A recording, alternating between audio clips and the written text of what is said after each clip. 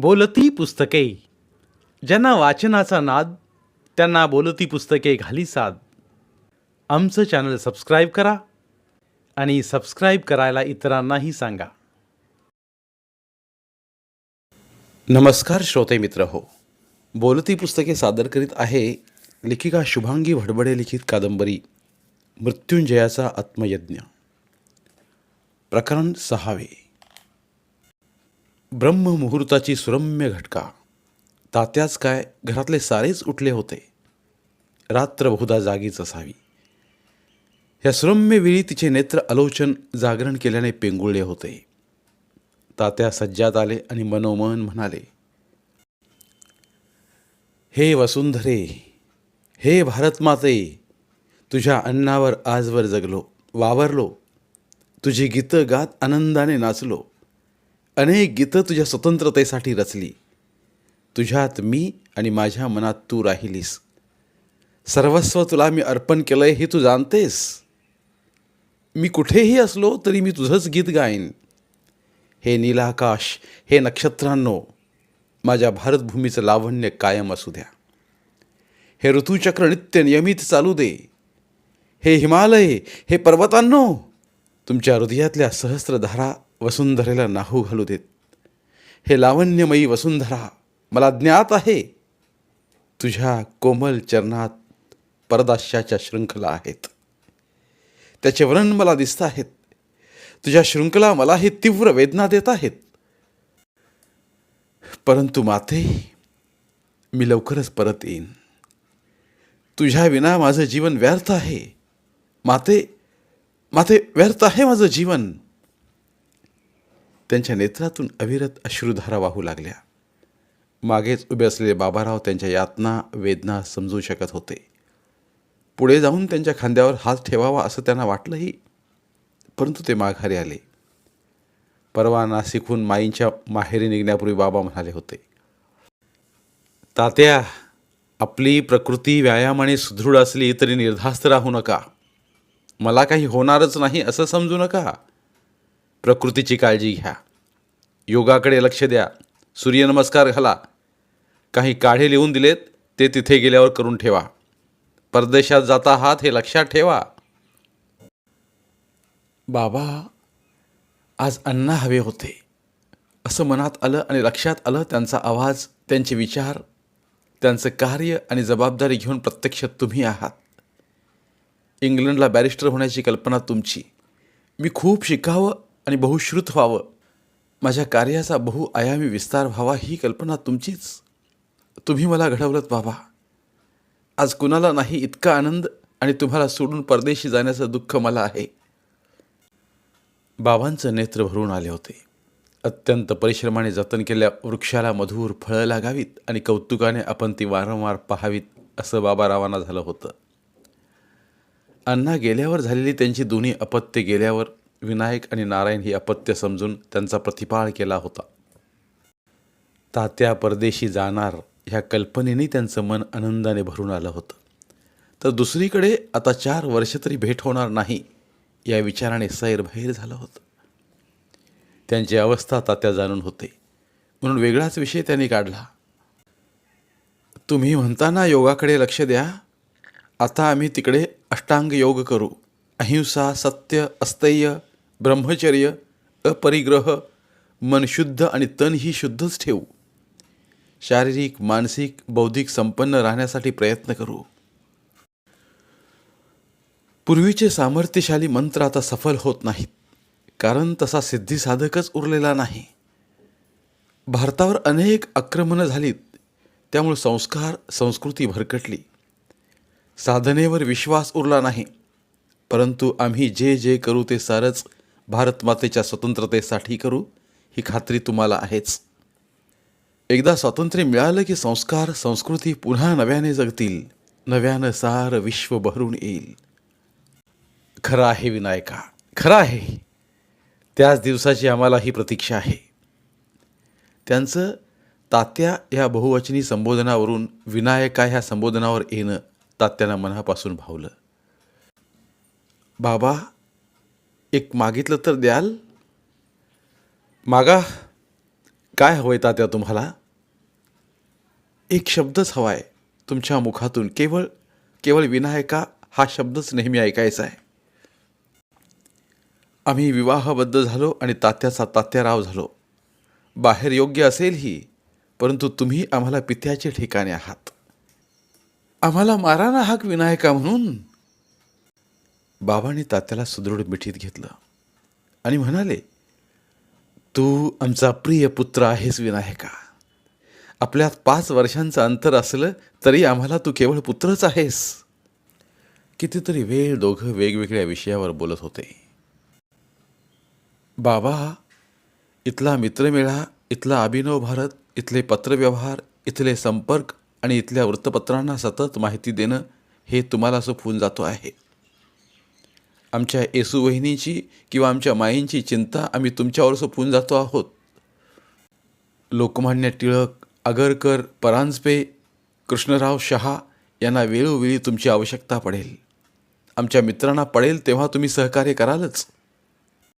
बाबा हसले आणि म्हणाले, केवढा पसारा वाढवला आहेस कार्याचा.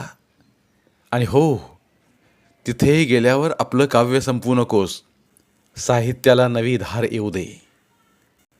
बाबा बोलत होते आणि त्यांना स्मरण होत होतं तात्यांच्या अनेक घटनांचं. 24 जानेवारी 1902 मध्ये त्यांनी पुण्याच्या फर्ग्युसन कॉलेजमध्ये प्रवेश घेतला. 4 वर्ष आता अध्ययन करायचं होतं. त्यांना अभ्यास नीट कर हे कधीही बाबांना सांगावं लागलं नव्हतं. परंतु तरीही ते म्हणालेच, विनायका, कॉलेजात जातो आहेस, अगोदरच मित्रमेळा जमवला आहेस, कॉलेजमध्येही तू मित्रमंडळ जमा करशीलच याविषयी मला संदेह नाही. परंतु तुझी नवपरिणीता वधू यमुनाबाई घरी आहेत याचं भान असू देत. आणि त्यांच्याच पित्याने तुला आर्थिक सहकार्य केलंय तेव्हा परीक्षेत तुला उत्तम गुण मिळतीलच. परंतु आम्हाला चिंता आहे ती तुझ्या मस्तकात भिनलेल्या स्वतंत्रतेसाठी तू समर्पणही करशील यांची. आज ही गोष्ट ध्यानात ठेव की तुझ्या पत्नीचा विचार मनात ठेव. तात्या हसले होते. हसू नकोस विनायका, यात हसण्यासारखं काहीही नाही. आम्हाला ज्ञात आहे की बाबा काहीतरीच काय बोलत आहेत याचं हसू आलं ना. नाही बाबा, नाही. आमच्यापेक्षा तुम्हाला माईंच्या मनाची चिंता अधिक आहे. परंतु सुदृढ देहात सुदृढ ही विचार असू शकतात ना. या क्षणी बाबांना जाणवलं, माईंचा आणि तात्यांचा विवाह होऊन 6 महिनेही गेले नसतील तोच विरह क्षण आला होता. पुणे दूर अंतरावर आहे तेव्हा न विसरता सुट्टीच्या दिवसात तात्यांना यायला हवं हे त्यांना अधिक जाणवून द्यायला हवं. या विचाराने ते म्हणाले, विनायका, तात्याचा तात्याराव झालास, मोठा झालास, परंतु ज्ञानसंपदा जितकी महत्त्वाची तितकाच परिवारही महत्त्वाचा आहे. आर्थिक चिंता करू नकोस, माईंसाठी येत राहा. आत्ताही बाबांना तेच म्हणायचं होतं, परंतु वेगळ्या प्रकारात म्हणायचं होतं. तिथे गुंतून पडलास तरी माईला पत्र लिहित राहा, अगदी न चुकता, वेळ न चुकवता. ते बोलले नाहीत तरी तात्यांनी आशय ओळखला. बाबा, तुम्ही आहात म्हणून आम्ही निश्चिंत आहोत, अगदी माईंच्या बाजूनेही. तुम्ही त्यांची पूर्ण काळजी घ्याल यात संदेह नाही. परंतु मी नियमित पत्र पाठवत राहीन. त्यांना हवं तर माहेरी जाऊ द्यावं, तुम्ही त्यांना विचारून ठरवावं. बाबा बऱ्याच सूचना देऊन निघून गेले. विवाह करायचा नाही, आपल्यामागे कसलीही चिंता लावून घ्यायची नाही आणि निर्भेद स्वातंत्र्यासाठी संघर्ष करायचा हे त्यांनी ठरवलं होतं. पण दैवयोगच असा आला की गोविंद मामाचा विवाह प्रस्ताव स्वीकारावा लागला. आपल्या पत्नीला ह्या कार्याची कल्पना विवाहापूर्वी देता आली नव्हती. ती विवाहानंतरच्या पहिल्याच रात्री देऊन मोकळं होण्याचं त्यांनी ठरवलं आणि फुलांनी सजवलेल्या त्या खोलीत प्रवेश केला. यमुना स्वतःला सावरत संकोचाने पलंगाला धरून उभी होती. तात्याने तिच्याजवळ जात विचारलं,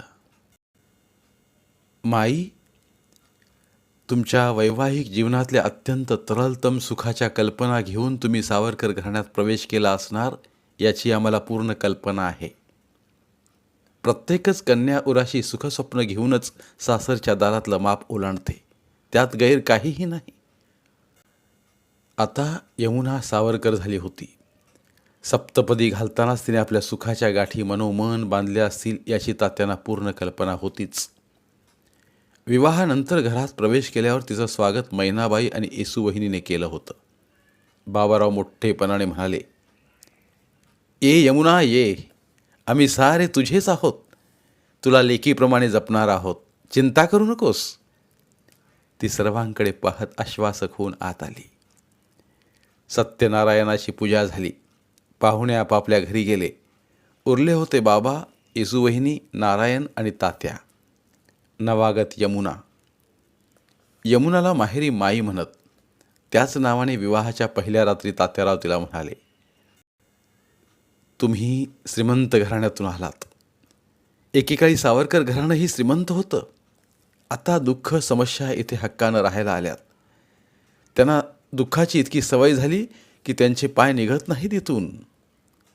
आम्हीही आपलेपणाने त्यांना सांभाळून घेतो. त्यांच्याशी एकरूप होतो आम्ही की दुःखालाच सुख समजू लागतो. कधीतरी सुख चोर पावलाने येतं आणि घरात अधिकाराने राहणाऱ्या दुःखांना पाहून ते दारीच थांबतं." तात्या बोलत होते. यमुना खाली मान घालून उभी होती. "तुम्ही बोला ना, काय आहे तुमच्या मनात?" आपणच एकटो बोलतो आहोत हे तात्यांच्या मनात आलं. पदर सावरत उभ्या असलेल्या यमुनाच्या बांगड्यांचा आवाज झाला तेव्हा ते म्हणाले, "अगोदर तुम्ही बसा. असं उभ्या राहू नका, नाहीतर आमचीच पावलं दुखू लागतील. संकोच करू नका."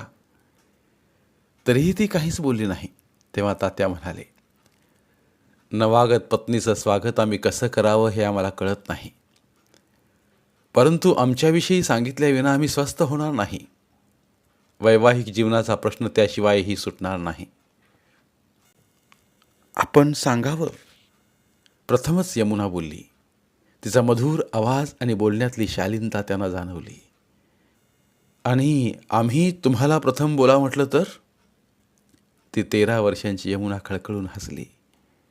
तात्यांना कळेना यात हसण्यासारखं काय आहे. "आपणच तर बोलत होतात प्रथम, मग मी कशी प्रथम?" ती बोलली. "नुकतीच उमलती ही कळी आपल्यासारख्या झंझावाताने निखळून तर पडणार नाही. त्या उमलत्या कळीला जपायचं की एकदम कात्री घेऊन कापायला निघायचं? नेत्र उघडून केवळ रंगरंगी क्षितीज पाहण्याची इच्छा असलेल्या कळीला भर मध्यानीचा उष्मा आपण का द्यावा? आपण अकालीच प्रौढ विचारांचे झालो, तेही परिस्थितीमुळे. परंतु ही कळी तर फुलण्यासाठी आपल्या हाती सोपवली आहे." ते अस्वस्थ झाले. तिच्या माहेरहून आलेल्या लाकडी पलंगावर ते बसले. ती अजून उभीच होती. पुढचे त्यांचे शब्द त्याने अस्वस्थपणे मनात ठेवले आणि हातात तांब्या घेऊन त्यातलं पाणी फुलपात्रात घेऊन त्याने एका दमात अस्वस्थ विचारांसह पिऊन टाकलं. कंदिलाची वात बारीक केली आणि ते खिडकीजवळ जाऊन उभे राहिले. "आपण अस्वस्थ आहात?" त्याने काहीच उत्तर दिलं नाही. तीच म्हणाली, "मी जाणून आहे आपलं कार्य." त्याने आश्चर्याने तिच्याकडे पाहिलं. "हो, मी संपूर्णतः जाणून आहे आपल्या घराण्याबद्दल, आपल्या कार्याबद्दल, येसूवहिनींबद्दल." "काय माहीत आहे माई तुम्हाला?" "आपला मित्रमेळा, अभिनव भारत, सशस्त्र क्रांतीचे विचार आणि सारंच काही. गोविंद मामंजींनी मला एकटीला सारं सांगितलंय." "मग तरी तुम्ही होकार दिलात? आपल्या पित्याला काहीच विरोध दर्शवला नाहीत? राजकन्येला शाप मिळून तिने दासी व्हावं असं का वाटलं? ह्या वाड्यात तुम्ही असं काय पाहिलंत माई?" "आम्ही म्हणजे मी, वाड्याच्या भिंती, दिंडी दरवाजा, पडवी, माझघर, देवघर, अंगणातली रांगोळी, तुळशी वृंदावन, गोठ्यातली गाय, कुत्रा, मांजर किंवा घराची माडीही पाहिली नाही. किंवा त्यांचं वर्णनही गोविंद मामंजींना विचारलं नाही आम्ही. कारण घर नुसत्या भिंतींनी नाही तर आत राहणाऱ्या माणसांनी सावरलेलं असतं, प्रतिष्ठित होतं. घराचे वासे मोडले तरी ते पुन्हा सावरून बांधता येतात. परंतु घराण्याचे वासे सुदृढ ठेवायला तशीच कणखर माणसं हवी असतात. वाड्याच्या भिंती नाही, माणसं शोधली त्यातली." तिचे ओजस्वी शब्द प्रथम भेटीतच तात्यांच्या मनाला भावले. आपलं वक्तृत्व अभ्यासाने आलंय, चौफेर ज्ञानाने आणि प्रखर राष्ट्रनिष्ठेने आलंय. परंतु माईंच्या निरीक्षण, परीक्षण आणि समालोचन करण्याच्या चिकित्सक दृष्टिकोनातून आलंय हे त्यांना जाणवलं. आपलीच केवळ प्रज्वलंत भावना राष्ट्राप्रती आहे, वाक्चातुर्य आहे, तर्कशुद्ध युक्तिवाद आहे. परखड निर्भीड आहोत आपण. विनोदाची सुंदर पखरण आपण करतो. काव्यात्मकता शब्दातून प्रगटते. पवित्र मंदाकिनी आणि ज्वालामुखीचा उद्रेक आपल्यात आहे असं तात्यांना वाटत होतं. परंतु यमुना 13 वर्षाची उमलती कलिका विवाहाच्या प्रथम रात्री न संकोचता न लाजता आपले विचार प्रगट करू शकते याचं त्यांना आश्चर्य वाटलं. मन स्वस्थ झालं. तरीही ते तिला अधिक स्पष्ट बोलण्याच्या उद्देशाने म्हणाले, माणसं तर तुम्हाला माहिती होतीच, मग शोधावी लागली यात अर्थ काय? मी आपल्याला सांगावं, अण्णा मामंजींसारखे चौफेर ज्ञान असलेले पिता, बाबांसारखा ज्येष्ठ बंधू, तोही क्रांतिकारक विचारांचा, सर्व भार सोशिकपणे सांभाळणारी, छप्पर पडण्याच्या बेतात आलेल्या घराला सावरणारी येसूबाई आणि आपल्यासारखा खंबीर राष्ट्रभूमीसाठी समर्पित करणारा क्रांतिकारक, ज्याला कधीही ब्रिटिशांचा क्रोध कर्दनकाळ ठरू शकतो असा पती, असं सारं शोधलं मी. आणि तरीही मी सावरकर घराण्यातली सून म्हणून येण्याचं स्वीकारलं. आपल्याला ज्ञात असण्याचं कारण नाही, परंतु एका ज्योतिषाला माझ्या विवाह संदर्भात पत्रिका दाखवत माझ्या आईनं विचारलं होतं, हिच्या पत्रिकेत काही ग्रहदोष, हिच्या विवाह संदर्भात काही समस्या? तर त्या ज्योतिषाने उत्तर दिलं होतं, पत्रिकेत सारे ग्रह उच्चीचे असले तरी शनी ग्रह वक्री आहे, समस्या निर्माण होतील. मग ह्यावर उपाय तर ती स्वतःच आहे. समस्या ओळखूनच घ्यायच्या ठरवल्या तर त्यातून सुटका नाही. कन्याच समस्या ओढवून घेईल आणि स्वतःच सावरेल, परंतु हिचा पती आणि त्यासह ती इतिहास घडवतील. आई चिंतित झाली. तेव्हा ज्योतिषी म्हणाला, जनकाची दुहिता जानकी, मखमलीच्या पायघण्यावरून चालणारी. तिच्या आईने ज्योतिषाला विचारलं असणार, परंतु श्रीरामावर तिचा विश्वास होता, स्वतःवर होता. तिलाही अग्निदिव्य करावंच लागलं ना, आयुष्यभर वनवास स्वीकारावा लागला ना, स्वतःला स्वतःचं अस्तित्व सिद्ध करण्यासाठी भूमीतही विलीन व्हावं लागलं ना. खडतर योगच घडवतात नियती आणि नियतीच करते त्यांना मृत्युंजय. असं झाल्याने सर्व स्थळांची कसून माहिती आई आणि दादा घ्यायचे. गोविंद मामाने आपलं स्थळ आणलं. मग सारं कसं सांगितलं? तात्याने उत्सुकतेने विचारलं. नाही, त्यांनी सावरकर कुलवृत्तांत सांगितला. बाबांची भूमिका आणि येसूवहिनीचं आगमन, त्यांचा कुलवृत्तांत सांगितला आणि आपण मॅट्रिकची परीक्षा देणार असल्याचं सांगितलं. आर्थिक स्थिती बेताचीच असल्याचंही सांगितलं. बेताच्या आर्थिक स्थितीत, तात्यांचं वाक्य पूर्ण व्हायच्या आतच यमुना म्हणाली, ज्या घराण्याने राष्ट्राला समर्पित होण्याची निष्ठा ठेवली आहे त्याची आर्थिक स्थिती ही कधीही पुढे चांगली होत नाहीच. तरीही माई तुम्ही, हो, तरीही आम्ही आपलं स्थळ स्वीकारलं, कारण चाफेकर बंधूंची फाशी आम्ही वृत्तपत्रातून वाचली होती. मनातून उसळून आलं होतं, देशासाठी काहीतरी करायचं, परंतु ते आम्हाला असंभव होतं. म्हणून ज्यांना स्वातंत्र्याची आवड आहे, धडपड आहे, भारतभूमीच्या स्वातंत्र्याची अभिलाषा आहे, तिथे विवाह होतोय याचा आम्हाला आनंद झाला. घरच्यांना एवढं माहीत नाही, त्यांना घरानं शिक्षण, विद्वत्ता, साहित्य गुण याबद्दलच माहिती आहे. तात्यांना आता काय बोलावं सुचेना. आपण तिला सविस्तर सांगणार होतो ते तिने स्वतःहून सांगितलं. मनाने स्वच्छ, बोलण्यात चतुर आणि वर्तमान स्थितीची जाणीव आहे, तसंच पहिल्या रात्री हे सारं बोलण्याचं धाडस आहे, हे पाहून ते चकित झाले. माई, आमचं भाग्य म्हणून योग्य सहचरी मिळाला, आता चिंता नाही आम्हाला. 6 महिनेच झाले होते. त्यात तात्यांनी मॅट्रिकची परीक्षा देऊन पुण्याच्या फर्ग्युसन कॉलेजमध्ये प्रवेश घेतला. पुढच्या 4 वर्षात ते सुट्टीलाही कमी आले होते. एक दिवस ते म्हणाले, आम्ही खूप ठरवतो परंतु कामं वाढतच चाललीत. तुम्हाला मनातून दुःखच होत असणार, आमचा रागही येत असणार. आपण आमच्याकडून वधवून घेणार आहात का? तसं असेल तर आम्हाला स्पष्ट सांगायला हरकत नाही. इतक्यात आम्ही येसूवहिनीसह युवती संघात जाऊ लागलो ना, तेव्हा आपलं स्मरण होतं ते अभिमानाने.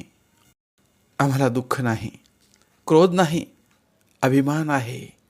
आणि आता आपण सर्वच नाशिक या मोठ्या गावात राहावयास आल्याने कार्यक्षेत्र वाढते आहे. तिने आपल्या कार्याचं वर्णन केलं होतं.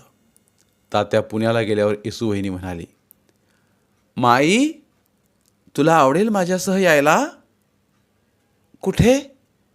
युवती संघात? आम्ही येऊन काय करू? चल तर. आणि यमुना गेली.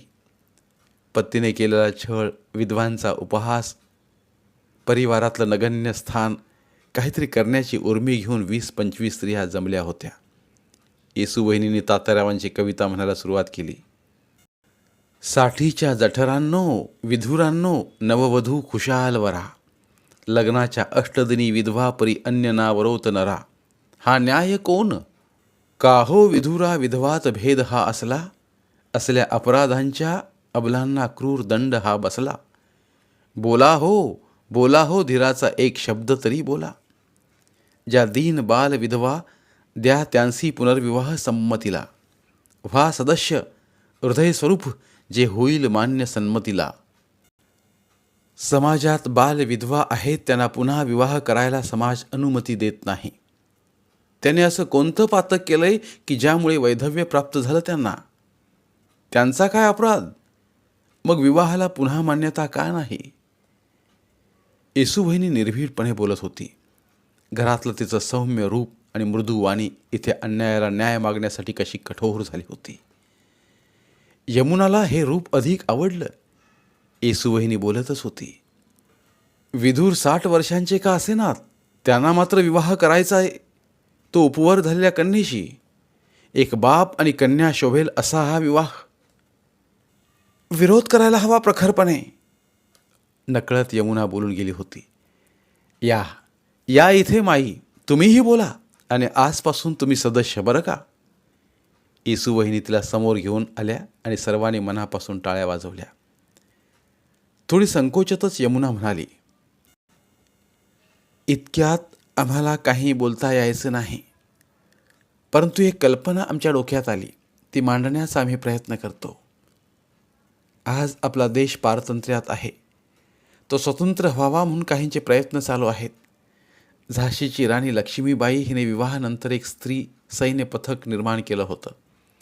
आपण आज हे पथक तयार करू शकणार नाही, परंतु आपण आपले विचार तर मांडत जाऊया आणि घरच्या मंडळींना प्रोत्साहित करूया. यमुना थांबली तशा पुन्हा एकदा टाळ्या वाजल्या आणि येसूवहिनी म्हणाली, स्वतंत्रता देवीचा विजय असो. त्यानंतर यमुना नियमित जात होती आणि आपले विचार सांगताना मनोमन तिला तात्यांचा, त्यांना सहकार्य करणाऱ्या बाबांचा, येसूवहिनींचा आदर वाटत होता. तात्या आल्यावर तिने हे सारं सांगितलं तेव्हा ते म्हणाले, माई, आम्हीही आजवर बोलतो आहोत. बोललेलं आचरणात आणायला प्रचंड धैर्य लागतं.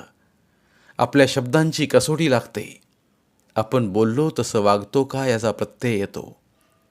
रामदास स्वामी म्हणतात, बोले तैसा चाले त्याची वंदावी पाऊले.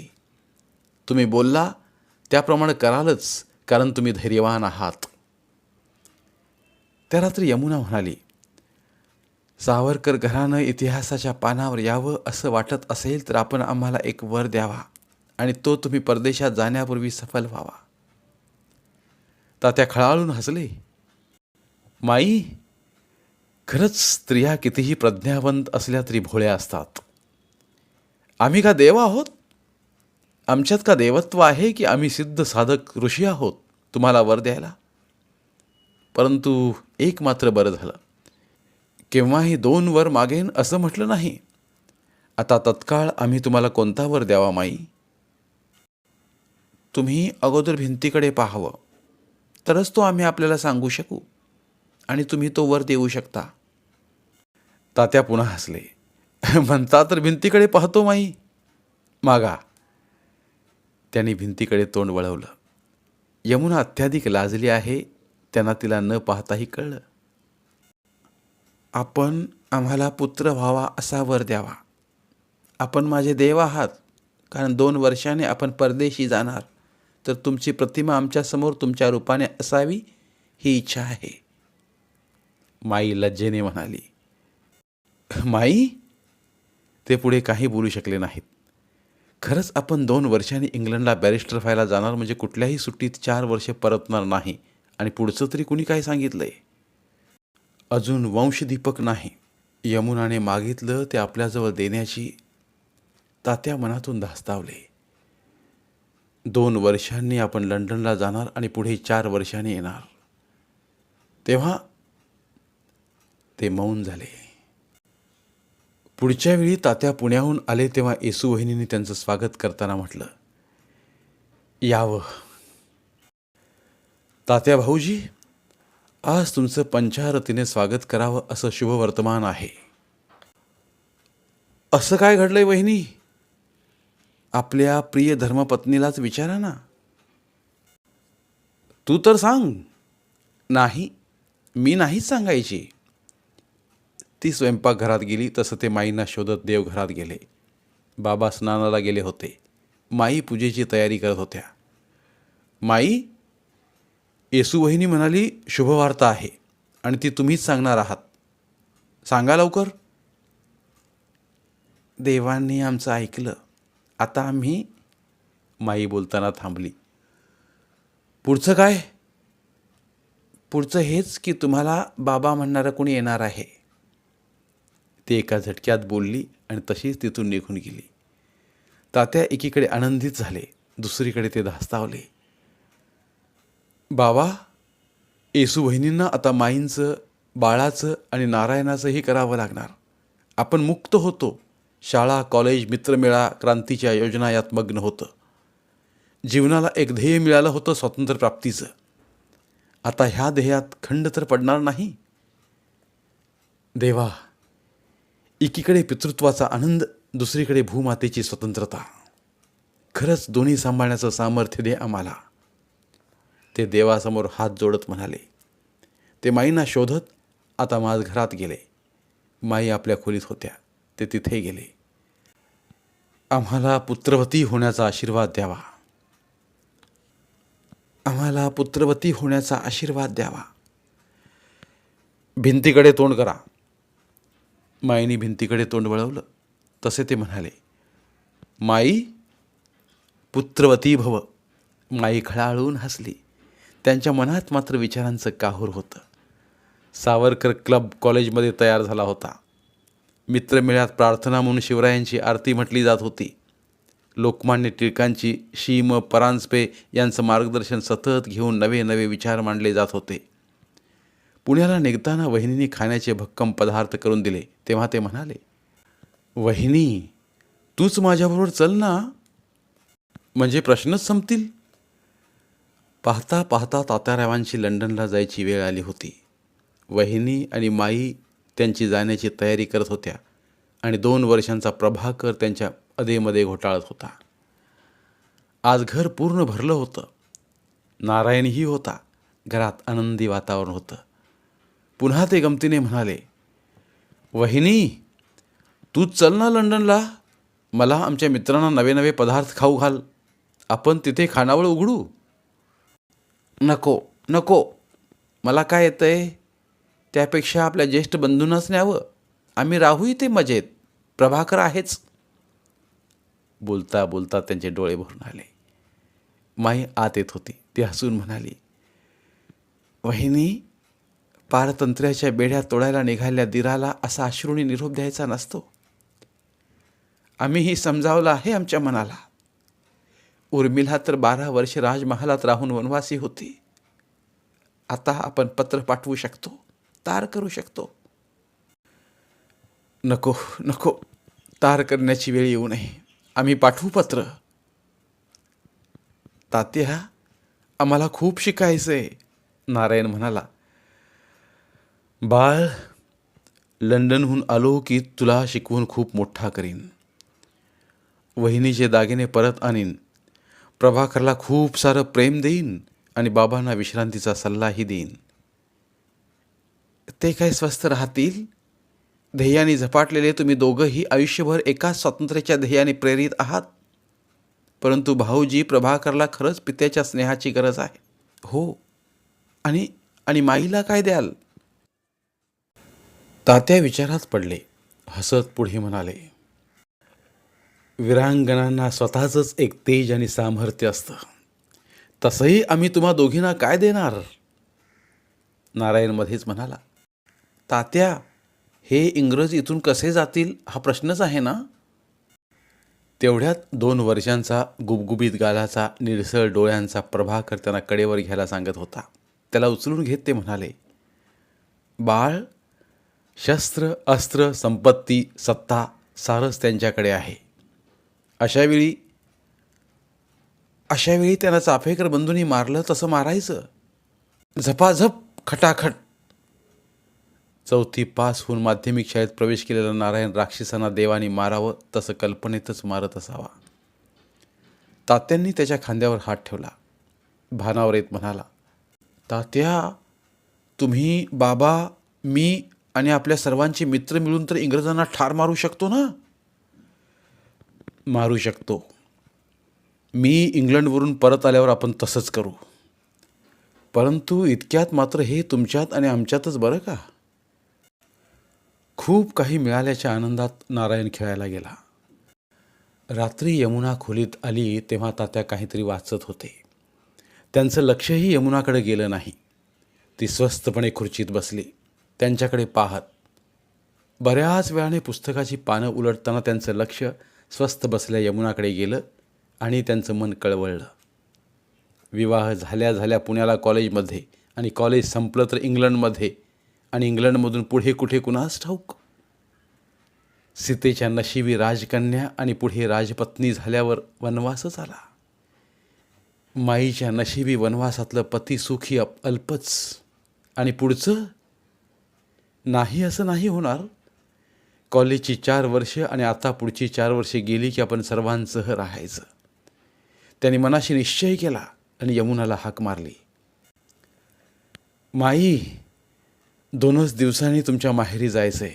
झाली तयारी? मनाने तुम्ही जाणार आहात तेही परदेशी, त्याची तयारी केली आहे. आम्ही सारे इथेच आहोत, ह्या महाराष्ट्रातच. आमच्याशिवाय, आपल्याशिवाय जगणं कठीण असलं तरी ज्या भावनेने तुम्ही जाता आहात ते महत्त्वाचं आहे, याची पूर्ण जाणीव आहे.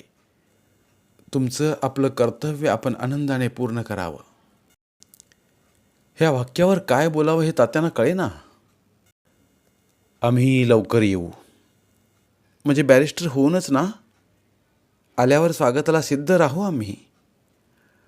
असं तुटक का बोलता माई? आम्ही जाऊ नये का? आम्ही असं म्हटलेलं नाही. आम्ही मनाची तयारी केली आहे म्हटलं ना. अधिक बोललं तर आम्हाला रडू येईल. तात्यांना तिच्या भावना कळल्या होत्या. येसू वहिनीसमोर धैर्य दाखवणारी ही आत्ता ज्या नाजूक परिस्थितीत आहे त्याचीही त्यांना जाणीव झाली. ते तसेच बसून राहिले. राष्ट्र स्वातंत्र्यासाठी शिक्षण की पत्नीच्या भावनिक क्षणांना न्याय देणं, हा प्रश्न येताच ते मनोमन म्हणाले, हे देवी भगवती, तुझ्या समोर आम्ही प्रतिज्ञा केली होती, दुसऱ्यांदा मित्रमेळ्यात केली. तुम्ही असाल तर, अन्यथा मी एकटाच संघर्ष करीन. या 2 प्रतिज्ञानंतर आज माई, तुमच्यासमोर आम्ही पुन्हा प्रतिज्ञाबद्ध आहोत. कुटुंबाच्या सुखाचा आम्ही त्याग करू, परंतु स्वातंत्र्यासाठी जे जे करता येईल ते इंग्लंडला जाऊन किंवा अन्यत्र जाऊनही करू, कारण तेच एकमेव आमचं जीवन ध्येय आहे. 2 दिवसांनी ते ठाण्याला आले आणि 9 जून 1906 ते मुंबई डॉकयार्डमधून दूर समुद्रात असलेल्या पर्शिया जहाजातून ते जाणार होते. त्यांनी मित्रांचे हात हातात घेतले. बाबा, येसू वहिनीला आणि यमुनेच्या पित्याला नमस्कार केला. नारायणला जवळ घेतले. त्यांचं सामान अगोदरच लहान बोटीने पर्शिया जहाजावर गेलं होतं. किनाऱ्यावर प्रवाशांची गर्दी झाली होती. माई जरा दूर अंतरावर स्वतःला सावरत उभी होती. तिच्या कडेवर प्रभाकर होता. तात्याराव तिच्याजवळ गेले.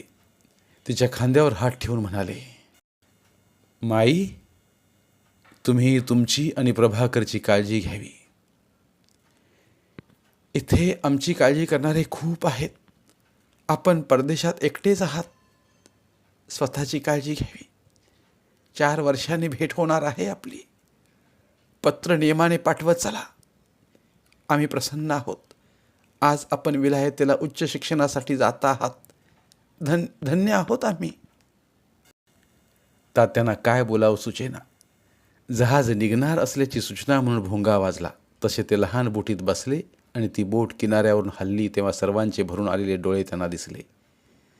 त्यांनाही भावना अनावर झाल्या होत्या, परंतु मनातच त्याने आवरून धरल्या होत्या. प्रवाशांना घेऊन लहान बोटी पर्शिया जहाजापर्यंत पोहोचल्या होत्या. त्यावर लावलेल्या शेडीवरून प्रवासी डेकवर चढत होते. तात्याराव चढले. माणसं दुरून अस्पष्ट दिसत होती. त्याने हात हलवला, निरोप दिला. सभोवार अनंत सागर. सकाळनंतरची वेळ, परंतु जुलैचा महिना आकाश काठोकाठ भरून आलेलं. माईच्या डोळ्यांसारखं, परंतु आवरून धरलेलं आतल्या आत. एखाद्या क्षत्रीने निरोप द्यावा तसं. भारताचा किनारा दूर दूर होत चालला होता. त्यांनी मनोमन भारतभूमीला वंदन केलं.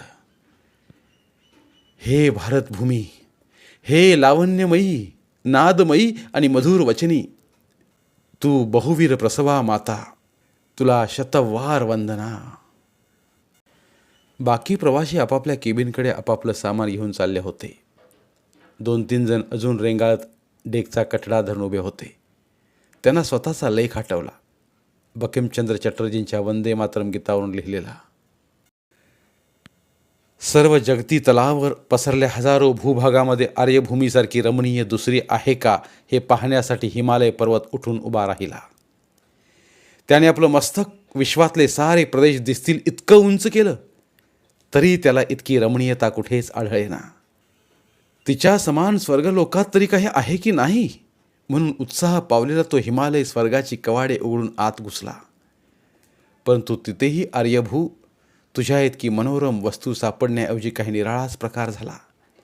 हिमालयाची ती हिमधवल सौंद शिखरं पाहून इंद्राच्या अमरावतीतल्या अप्सरांची एकच त्रेधा उडाली. त्या सर्वजणी हिमालयाच्या गळ्याला मिठ्या मारू लागल्या. अमरावतीचा त्याग करून तेव्हापासून त्या हिमालयावर स्वच्छंद विहरत असतात. हे आर्यभूमी, तू संपन्न आहेस. ते विहार पत्रिकेत लिहिलेल्या लेखात दंग होते. त्यांच्या त्या प्रियतम आर्यभूमीचा किनारा दिसेनासा झाला. नुकताच सूर्य मेघमालांचा आवरण दूर करून आला होता. सकाळचे 11 वाजत होते. अनंत सागर, अनंत आकाश, उन्हाचा आल्हाद त्यांच्याही मनात शिरला. आता कोणाचंही स्मरण नव्हतं. 2 तासापूर्वी परिवारातल्या स्नेहात ते गुंतले होते. आता ते मुक्त होते. परंतु हा आभास होता. सारं विस्मरण झालं तरी हे आर्यभू, तुझं विस्मरण आम्हाला शतजन्मीही होणार नाही. पुन्हा ते वंदे मातरम लेखात गुंतले. परमेश्वराची सर्व स्वाभाविक चारुता या आर्य भारतीला अर्पण केली असली तरी तिच्या सद्गुणांची खरी कसोटी व्हायची. देशभूमीची खरी चारुता तिच्या पुत्राच्या कृतीतून ठरते. विश्ववंद्य कपिल मुनींनी जिला माता म्हणून वंदन करावं अशी भूमी इतरत्र ग्रह, चंद्र, मंगळ, बुध किंवा अन्य ग्रहावर नाही. भास्कराचार्यांनी, आर्यभट्टांनी, वराह मिहिरांनी भूगोलाचे, ज्योतिष, गणित या शास्त्रांचे शोध या भूमीतलं अन्नसेवन करून लावलेत. दशांशाचा, गुरुत्वाकर्षणाचा शोध या भूमीचा आहे. भूमी ती या भूमीत जन्माला आली. सप्तस्वरांचा उदय ह्या भूमीच्या कोमल कंठातून झाला. व्याकरणशास्त्राची देणगी ह्या भूमीने विश्वाला दिली.